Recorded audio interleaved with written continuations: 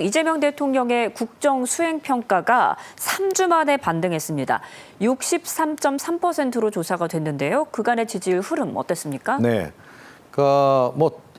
사실은 오차 범위 내에서 지금 움직이고 있기 때문에, 이게 큰 반등이라든가 큰 이런 폭락이라든가 이런 상황은 없습니다. 현재까지. 그래서 이재명 대통령 집권 이후에 이제 그 지지율은 이제 완만한 상승세를 이제 보였었고요. 예.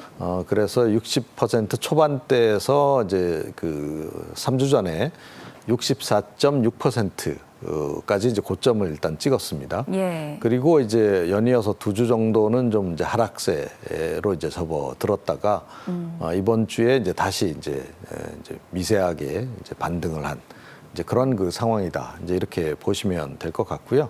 네. 지지율은 비교적 안정적으로 유지가 되고 있다. 그리고 이제 60% 이상 넘기면 일단은 아직까지는 이제 국민들이 상당한 지지를 보내고 있다. 이렇게 이제 여론조사 전문가들도 해석을 하죠. 그래서 국정 동력은 충분히 지금 확보가 된 상태를 계속 이어가고 있다. 이렇게 봐야 될 것 같고, 지난주나 지지난주 같은 경우에는 사실은 인사 관련한 논란이 좀 많았지 않았습니까? 그래서 네. 일부 장관 후보가 이제 사퇴하는 그런 일도 있었습니다. 그래서 네. 그 여파가 이제 좀 영향을 좀 미쳤던 것으로 보이고, 이번 주에 이제 반등이 일어난 것은 일단 한미 통상 관련해서 관세 협상이 비교적 그래도 이 정도면 선방했다라고 하는 그런 평가, 그런 것이 반영된 결과가 아닌가, 그렇게 지금 이제 예상이 되고 있습니다. 네, 말씀하신 것처럼 이렇게 지지율이 반등한 데는 한미 관세 협상 결과가 작용했다라는 평가가 많은데요. 국민들의 반응은 어떻습니까? 네. 이제 리얼미터 조사 결과던데 보니까 이제 잘했다는 평가가 63.9%, 그러니까 거의 64% 정도 되는 거죠. 예. 그렇게 보면 국민들 전체적으로 보면 대략 한 국민 3명 가운데 2명 정도는 이번 관세 협상 결과에 대해서 지금 이제 긍정적으로 평가를 이제 내리고 있는 이제 그런 것으로 이제 일단 봐야 할 것 같고요. 예.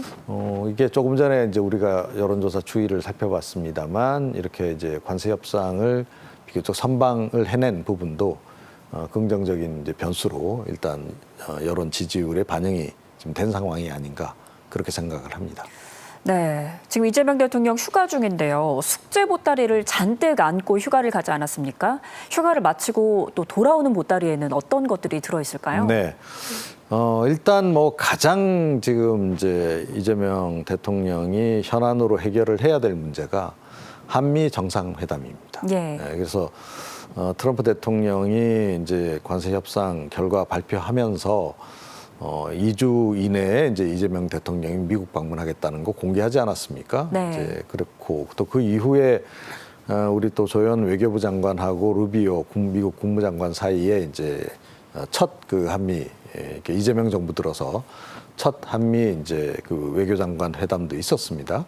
그 자리에서도 아마 이제 논의가 좀 이루어졌던 것 같고, 예. 근데 그 직후에 조현 이제 장관이 밝힌 바로는 아직까지 일정이 확정된 건 아니다, 그렇게 얘기를 하긴 했어요. 그런데 어찌됐건 8월 중에는 지금 열리지 않을까, 지금 그렇게 좀 예상이 되고 있습니다. 예. 자, 그런데 이제 문제는 트럼프 대통령이 이때 추가적으로 이런저런 요구들을 좀 내놓을 가능성이 좀 높다 하는 거죠. 그러니까 관세 협상이 끝났음에도 불구하고 그게 이제 최종적으로 확정돼서 마무리 짓는 과정이 결국 한미 정상회담이다. 네. 이렇게 보시면 돼요.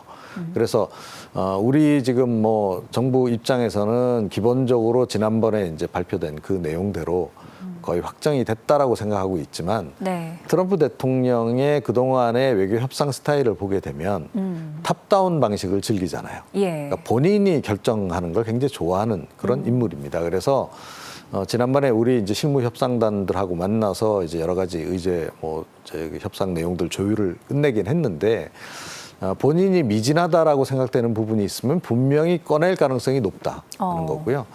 그리고 지난번에 사실은 우리 정부는 패키지 딜을 이제 시도를 했습니다. 그래서 통상 문제뿐만 아니라 외교 안보 이슈까지 뭐 이렇게 예를 들어 뭐 주한미군 주둔비 문제까지 다 포괄해서 패키지로 해결하기를 원했는데 네. 사실은 이 이제 주한미군 주둔비 문제라든가 이 안보 관련한 부분은 빠졌어요. 네. 이제 그런데 이미 이제 트럼프 대통령은 동맹국들을 향해서 이 국방비가 GDP의 5% 이상 돼야 된다. 네. 이런 요구를 해가지고 EU가 그걸 또 수용을 좀 한 상태란 말이죠. 거기에 더해서 지금 이제 주한미군 관련해서도 계속 철수 가능성까지 언급을 하면서 이 주둔비 인상 얘기를 계속 하고 있단 말이에요.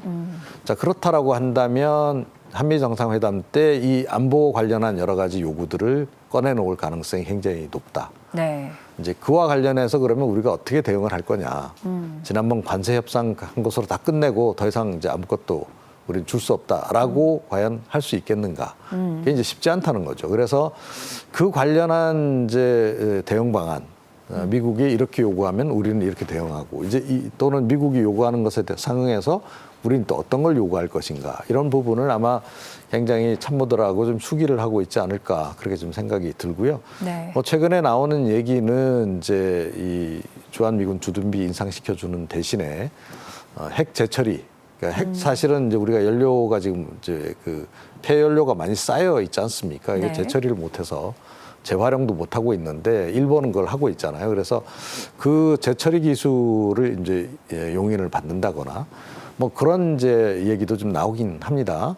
그리고 이제 뭐 전시작전 통제권 환수 문제도 이제 일부 또 얘기가 나온 바가 있고 그래서 예. 이제 어찌됐건 트럼프 대통령하고 만나서 안보 부분도 포괄적으로 어찌됐건 결론을 내려야 관세 협상이 끝나는 거다 이렇게 보시면 됩니다. 그래서 그게 이제 가장 큰 과제라고 이제 봐야 되고요.